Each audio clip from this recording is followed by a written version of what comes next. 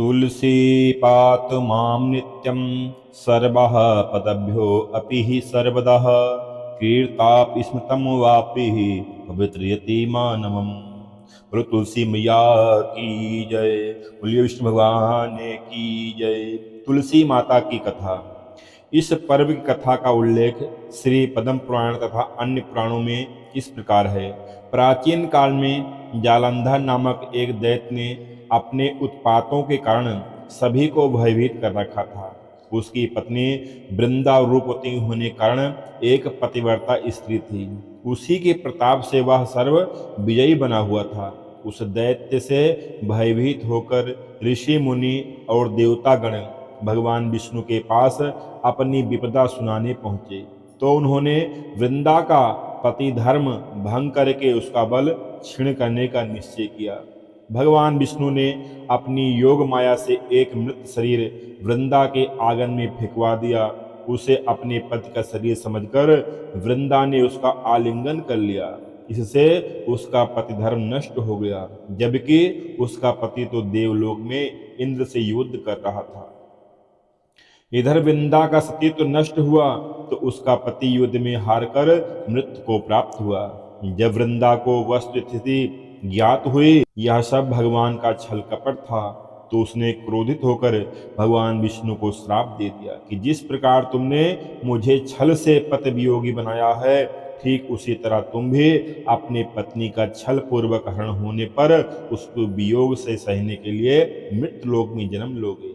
इतना कहकर वृंदा अपने पति के शव के साथ उसके वियोग में तड़पती हुई सती हो गई। कालांतर में रामा अवतार के समय भगवान राम को सीता का ऐसा ही वियोग सहना पड़ा। पार्वती ने वृंदा की भस्म में तुलसी, आंवला और मालती के वृक्ष लगाए। इनमें से तुलसी को भगवान विष्णु ने वृंदा का रूप समझकर अपनाया। कुछ लोग यह भी मानते हैं कि भगवान विष्णु ने छल से वृंदा का सतीत्व भंग कराया था तो उन्हें भी पत्थर बनने का श्राप दिया। इस पर भगवान ने कहा था, तुम मुझे लक्ष्मी से भी अधिक प्रिय हो, ज्यादा प्रिय हो। यह सब तुम्हारे सतीत्व का ही फल है। तुलसी बनकर तुम सदा मेरे साथ रहोगी। जो भी तुम्हारे साथ मेरा विवाह करेगा वह परम धाम को प्राप्त होगा। यही कारण है कि शालिग्राम की पूजा बिना तुलसी दल चढ़ाए अधूरी मानी जाती है। इस प्रकार स्त्रियां प्रतिवर्ष तुलसी का विवाह भगवान विष्णु की प्रसन्नता पाने के लिए करती हैं। तुलसी विवाह की कथा। एक परिवार में ननद भाभी रहती थी। ननद अभी कुंवारी थी। वह तुलसी की बड़ी सेवा करती थी, पर भाभी को यह सब फूटी आंख नहीं सुहाता था। कभी कभी तो भाभी गुस्से में कहती थी, जब तेरा विवाह होगा तो तुलसी ही खाने को दूंगी तथा तुलसी ही तेरे दहेज में दूंगी। यथा समय जब ननद की शादी हुई तो उसकी भाभी ने बारातियों के सामने तुलसी का गमला फोड़कर रख दिया। भगवान की कृपा से वह गमला स्वादिष्ट व्यंजनों में बदल गया। गहनों को बदले भाभी ने ननद को तुलसी की मंजरी पहना दी तो वह सोने के गहनों में बदल गई। वस्त्रों के स्थान पर तुलसी का जनेऊ रख दिया तो वह रेशमी वस्त्रों में बदल गया। चारों तरफ ससुराल में उसके दहेज आदि के बारे में बहुत बड़ाई हुई। उसकी भाभी की एक लड़की थी। भाभी अपनी लड़की से कहती थी, तू तुलसी की सेवा किया कर, तुझे भी तेरी बुआ की तरह फल मिलेगा। पर लड़की का मन तुलसी की सेवा में नहीं लगता था। उसके विवाह का समय आया तो उसने सोचा कि मैंने जैसे व्यवहार ननद से किया था उसी कारण उसे इज्जत मिली, तो क्यों ना अपनी लड़की के साथ भी वैसा व्यवहार करूं। उसने तुलसी गमला तोड़कर बारातियों के सामने रख दिया, परंतु इस बार वह मिट्टी ही मिट्टी रह गई। मंजरी व पत्ते भी अपने पूर्व रूप में ही रहे तथा जनेऊ ही जनेऊ रहा। सभी भाभी की बुराई करने लगे।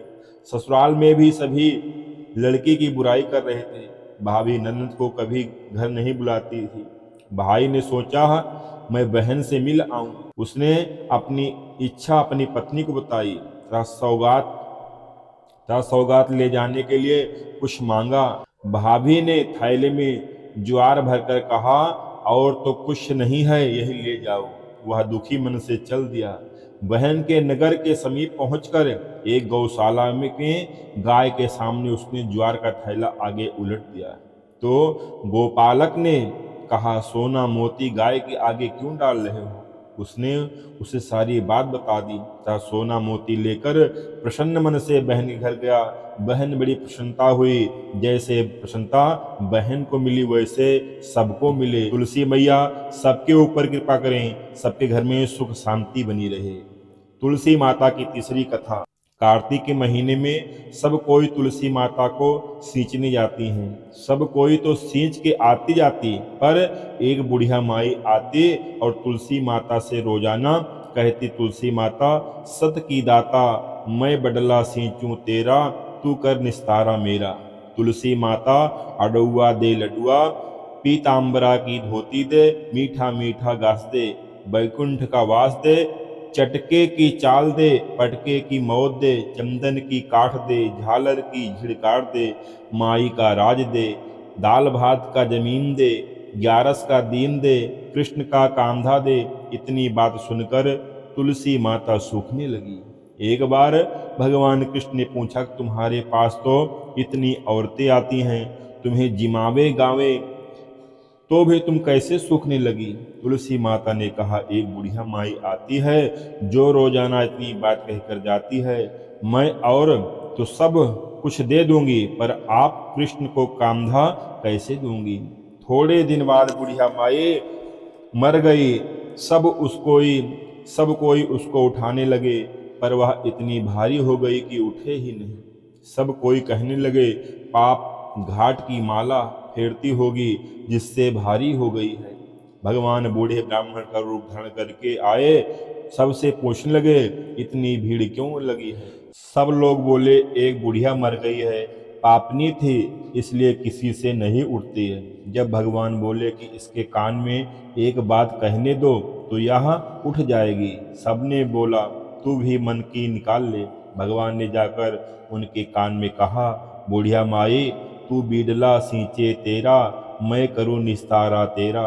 बुढ़िया माई अडुआ ले गडुआ ले, पीताम्बरा की धोती ले, मीठा मीठा घास ले, बैकुंठ का वास ले, चटके की चाल ले, पटके की मौत ले, चंदन की काठ ले, झालर की झुकार ले, साईं का राज ले, दाल भात का जमीन ले, कृष्ण का कंधा ले। इतना सुनते बुढ़िया माई हल्की हो गई। भगवान कंधे पर ले गए, उसकी मुक्ति हो गई। हे तुलसी माता, जैसी उसकी मुक्ति करी ऐसी हमारी करियो।